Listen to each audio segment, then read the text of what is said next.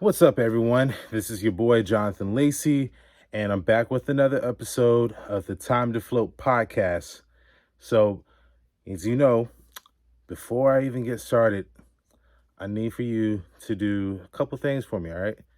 One, go over to Instagram and like the Time to Float podcast page. All right, make sure, well, not like it, but make sure you follow it. But also, Facebook, make sure you're following the page there as well because I want to start doing more active engagements. And if you're listening to this on YouTube, as you can see right now, this will be one of the first episodes that will be available on YouTube. So looking forward to actually doing this more. And there's a lot of good things that are going to happen very soon too with this show. I could tell you next week I have a guest coming on, and he's actually a New Hampshire native himself, and he's actually going to talk about a couple Bigfoot stories with us on his adventures of going out. So I think you guys are going to be in for a sweet treat with that episode as well. So just make sure you guys are keeping up with the podcast, all right? Because I'm telling you, this I really believe this podcast is going to do great things. All right. So, but without further ado, let's jump into today's episode. So, as we know, okay, we've talked about some John Wayne Gacy was he was iconic.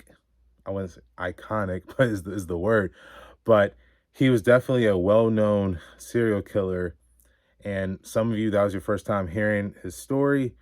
And I got really good feedback about that as well. So I wanted to change it up a little bit though. All right. I wanted to see, what open cases are out there that haven't been solved.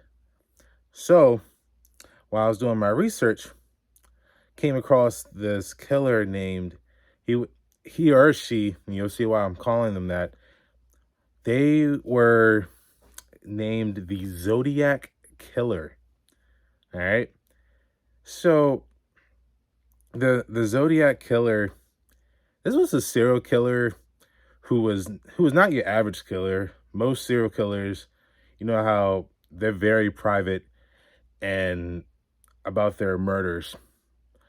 But the Zodiac Killer, he or she, they believe it to be a he. They were very public about their murders, believe it or not.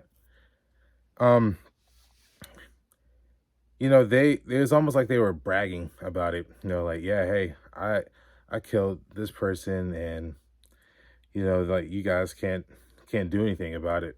And he would write, he or she would write to like coded messages to the police, and these policemen would have to get like local high school teachers or your like your Sunday morning, really like the puzzles that people love to solve. They might do it for fun, and they crack the codes. But crazy thing about all of this though, this man or a woman was never, ever, ever, ever found. And it just makes you wonder. It really makes you wonder what what's been going on with this. Like, why like how come they weren't able to find this person? Especially like it makes it even more frustrating when like the person is bragging about it, and they're possibly right there in your own backyard. But numerous people have been linked to these murders, but of course this is still an open case. Let's dive a little deeper though and into this story. So I have this this printed off from like the History Channel. Like, it's actually a really good piece that they did for the timeline of the Zodiac Killer. Um, as you know, like, I can't give you too much background about the killers because obviously they never identified the exact person who did this. But I can give you how everything played out over time, and I'm gonna still give you guys the pieces. All right. So it says in July of 1969, a letter arrived at the San Francisco Examiner newspaper containing the chilling words, "I like killing people because it's so much fun." And if you can hear my dogs in the background, once again, I apologize for that. But hey, let's keep it going. All right. The sender, the soon to be notorious Zodiac, a serial killer who terrorized Northern California in the late 1960s and early 1970s with a combination of grisly murders and bizarre public letters brimming with horrific threats, dementing demands, and mysterious ciphers teasing his identity. That identity has stemmed law enforcement officials, professional code breakers, and armchair criminologists alike for nearly 5 decades. While officially connected to 5 murders and 2 attempted murders, the Zodiac hinted he had killed at least 37 victims. After taunting the police and the public with nearly 2 dozen concussed, he seemed to vanish in the late 1970s. But his twisted legacy endures, having inspired 3 real-life copycat killers and dozens of books, TV shows, and movies, including criminology of both his known murders and several that show strong signs of the Zodiac hand. All right, so this is going to, this first part is going to take place in Santa Barbara. All right. So it says Robert Domingos and his fiancee Linda Edwards were seniors at Lompoc High School in Santa Barbara County in Southern California. On Tuesday in early June 1963, the couple decided to use the senior ditch day to go sunbathing on a beach nearby. The park was named Gavita State Park. When 2 teenagers didn't return home by Wednesday, Robert's father went to the beach and was horrified to discover their bodies laying together inside the remains of a crumbling shack. The victims, bound with rope, had apparently tried to escape, but were shot and killed with a .22 caliber weapon. Robert was shot 11 times, and Linda had been shot 9 times. The killer then dragged the bodies to the shack, where he tried and failed to start a fire. Investigators had few leads, but in 1972, the Santa Barbara County Sheriff's Department announced a possible Zodiac connection. The beach killer used Winchester Western Super X ammunition, the same ammunition used by the Zodiac during the 1968 murders on Lake Herman Road. The Domingos Edwards case also had similarities to the Zodiac's attack of another young couple at Lake Berryessa in 1969. All right, so here we're gonna move on to Riverside, and shout out to Tupac. If you know what I'm saying, then hey, make sure you drop that down in the comments. 18-year-old Cherry Josephine Bates lived with her father, Joseph, and was a student at Riverside City College in Riverside, California. On October 30th, 1966, she left a note that read, "Dad, went to the RCC library. The next morning, her Volkswagen Beetle was found abandoned in the library parking lot, and her body was lying near between 2 houses. She had been stabbed several times and her throat was slashed. The police found a man's Timex, which at the crime scene, a print from a military boot and some hairs and dry blood on the victim's hand. Sherry Joe's purse was intact, and an autopsy revealed no evidence of sexual assault. 1 month after the murder, the local newspaper and the police department received typewritten letters titled "The Confession" from someone who claimed to be the killer. The author wrote, "Miss Bates was stupid. She went to the slaughter like a lamb," and added, "I am not sick. I am insane." In April 1967, the newspaper, the police, and Joseph Bates received virtually identical handwritten letters which read, "Bates had to die. There will be more." The notes were signed with a symbol which resembled the letter Z. In 1969, Riverside police contacted investigators in Northern California regarding the similarities between the Zodiac crimes and the murders of Sherry Jo Bates. Sherwood Morrow, then documents examiners from the California Department of Justice, concluded that the Zodiac was responsible for the notes linked to the Bates case. The Riverdale connection was later revealed to the public by Paul Avery, reporter for the San Francisco Chronicle.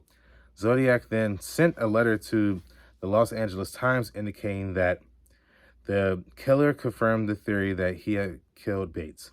The Zodiac wrote, "I do have to give them credit for the stumbling across my Riverside activity, but they are only finding the easy ones. There are a hell of a lot more down there." Years later, Riverside police rejected the Zodiac theory and focused on a man who had said there was a jilted performer, lover of Bates. In the late 1990s, police obtained a sample of the suspect's DNA to compare with the DNA taken from the hairs found in the victim's hand in 1966. The DNA didn't match, and the suspect denied any involvement in the murder. All right, so this already, like, it's just kind of really taking place like in multiple spots, like all on the West Coast in California, like I said. And it's I think what makes it hard is that it's not happening all in one area, because usually with a lot of murders, they usually are going to happen within the same vicinity. But be honest, San Francisco and Los Angeles, yes, they are in the same state, but they are far away. Like San Francisco is like in Northern California, Los Angeles, Southern California. So like this is difficult to even crack. But let's kind of move on. So this next one is going to be the Benicia. All right. So let's see what this is talking about. All right. It says 5 nights before Christmas, high school students Betty Lou Jensen and David Faraday set out on their first official date together, promising Betty Lou's parents they'd be home by 11 p.m. Shortly after that time, passing motorists saw the Rambler and its occupants parked at a lover's lane spot along Lake Herman Road in Benicia, California. Moments later, another driver noticed 2 seemingly lifeless bodies on the side of the road. Benicia police and the others responded to the scene and discovered Betty Lou dead with 5 bullet wounds in her back. David was found next to the Rambler with a bullet wound in his head, still breathing but near death. Bullet holes in the car's roof and back window indicated that the killer may have fired warning shots to force the victims out of the vehicle. Shell casings recovered at the crime scene identify ammunition as Winchester Western Super X copper coated. Ballistic evidence indicated that the killer used a .22 caliber, possibly a J.C. Higgins Model 80 semi-automatic pistol. Investigators believe the two teenagers were likely random targets killed by a stranger for unknown reasons. All right. So now we're about to get into when he starts sending like these different letters and coded messages. So the first one right here is in Vallejo. So it says 22-year-old Darlene Farron was a wife, mother, and a popular waitress at a Vallejo restaurant. On the night of July 4th, she picked up friend Michael Magu and stopped her Corvair in the parking lot of Blue Rock Springs Park. Michael later told police that another vehicle pulled into the lot around midnight and then left only to return minutes later. The driver got out of the car, shined a bright light, and fired into the Corvair with a 9mm gun. Michael was shot in the jaw, shoulder, and leg. Like, dang. Darlene was hit several times. At 12:40 p.m., and a call later traced to a gas station pay phone, a man rang the Vallejo Police Department and claimed responsibility for the shooting as well as the murders on the Lake Herman Road. According to the police dispatcher, the caller spoke in a low, monotonous voice saying, "I want to report a murder. If you will go 1 mile east on Columbus Parkway, you will find kids in a brown car. They were shot with a 9mm Luger. I also killed those kids last year. Goodbye." Darlene died on arrival at the hospital, but Michael survived. Investigators were unable to identify any viable suspects. All right. So here comes the letters. All right. So it says, this is a letter to the Vallejo Times-Herald, and this was on July 31st, 1969. All right. It says, the writer claimed responsibility for the two shootings and provided details about the victims, the weapons, the number of shots fired, and the brand of ammunition. All right. And so then it said actually these are, so they didn't give you the actual coded messages, but like these are like what they were basically, they're summarizing what was in these because they couldn't actually like crack like the whole thing, but just bear with me. So this is a letter to the San Francisco Chronicle, July 31st, 1969. One of three virtually identical letters, accompanied by 1/3 of a cipher. The writer demanded publication of the letters and ciphers by Friday, August 1st. So in that letter as well, I think that one, it was discussing how he was basically saying that if his letter wasn't if it wasn't on the like in the paper, the news, he was basically going to keep on killing people and until this was out in the public. So like we were saying, this person got a thrill for having people really chase at, like he wanted attention. He really wanted attention. And it's just like, why do you want all this attention on yourself? And you kind of have to ask yourself the question of, did you really want to get caught? Did they want to get caught? Because why else would they be so public about it? Like, did they have a problem?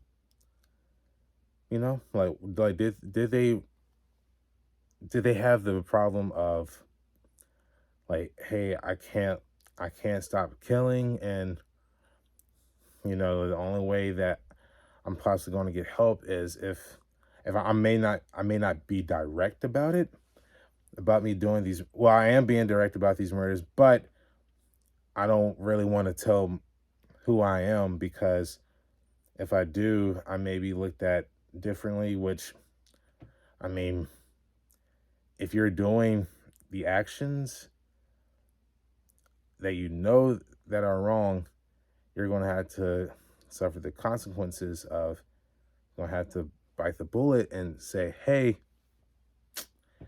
I know I did mess up. I did. And I got to live with the consequences that are going to come with that. Because I remember, I think I do remember seeing one letter that said, you know, I can keep on killing and there's nothing that you guys could do about it. But then, like we said in the back at the beginning of the story, he had he had just randomly disappeared. Killings had stopped, and it just makes you wonder. Like, because I saw this point of view too from a psychologist. It said they believe that the Zodiac Killer had stopped killing, and they actually wanted to get help. But that comes with the question that the other question that you have to follow up then is there anybody out here that knows who is doing all these killings, who are killing all these innocent high schoolers? And excuse me, and it just makes you wonder, did someone actually know about this? Did they choose not to say anything because they I don't know, maybe had a close relationship with this person, or did you know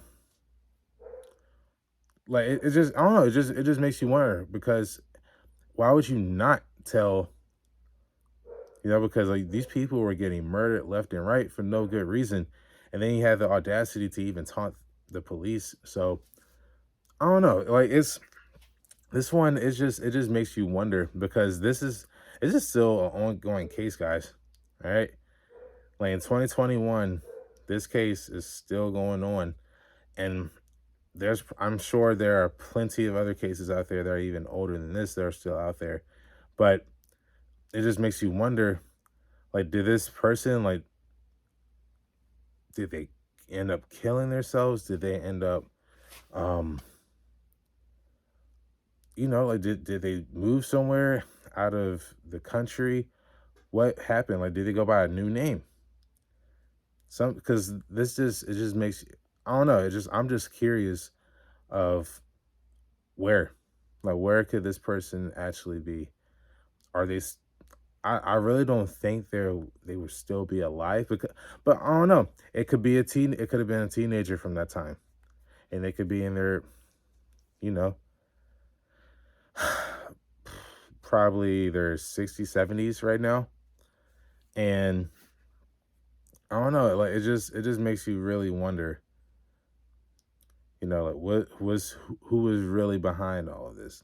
And when we actually find out, I'm not sure, but I'm not sure if we find out even in my lifetime, but I would definitely like to come and revisit this case again because this is interesting to me, and I think something of this nature it just makes you really curious. Yeah, but with all of that said though, think I'm gonna come on and I'm gonna wrap this show up. Thank you guys for listening, and I really hope that you guys have enjoyed this episode.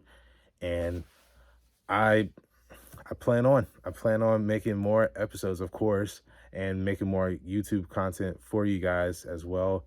So make sure you guys keep on tuning in to the channel, and make sure that you guys are subscribed to the podcast if you're listening on Apple, and if you're listening on Spotify, make sure you follow because it will automatically update because I drop my episodes on Tuesdays and Fridays at 6 a.m. So make sure you guys are ready. All right. So all that said, I love you guys. You make sure you guys take care and stay safe out there. All right. Love you guys.